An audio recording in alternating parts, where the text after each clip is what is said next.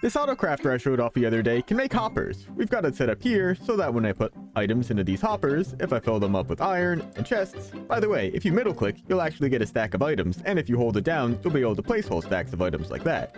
They'll flow in, and this hopper clock here will be able to run and move the items over. There's 5 iron that need to go in here, so the cycle here needs to have 5 items. But it goes back and forth, so if we put 5 items in there, it's actually going to have 10 items cycling back and forth. But if we just have 3, it's actually going to end up being a little bit quick because of some other delays happening in the circuit, so a safe number that works here is just 4.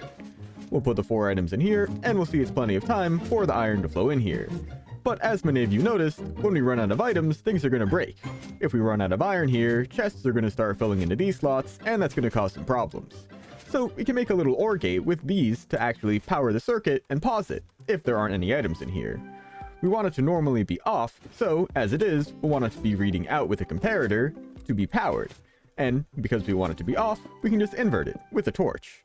The way that we're actually going to set it up is reading through a block here. Because comparators can read through a block, it's going to be easy enough to just read through there and use a torch here to get powered off. Same through here, we'll put a block there, another comparator reading from there, and hook that up with another torch. Now, simply enough, we can just hook this up to a little bit of redstone. Some signals down here will get brought down where we need them to, and we can power any part of this to stop it. As long as we're powering one of the pistons, the redstone block is going to get stuck in place, overriding whatever's happening here with the hoppers. So if we hook up this redstone dust and power here, we'll actually end up with something that works just fine. As long as this is still pointing at the piston, it's going to be fine. The comparator will still be able to send its signal over.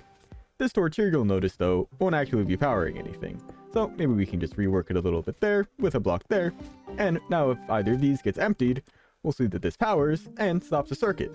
We still have chests in there though, so it could keep running, and as soon as we have more than enough iron in there again, it'll let the circuit keep running again. This hopper clock's easy enough to pause either on this side or the other, so whatever your recipe is, just work it out with the hoppers here, reading out from comparators, turning the signal off so that it turns back on and pauses it whenever you run out of items. Leave your redstone questions in the comments and subscribe for more daily tips.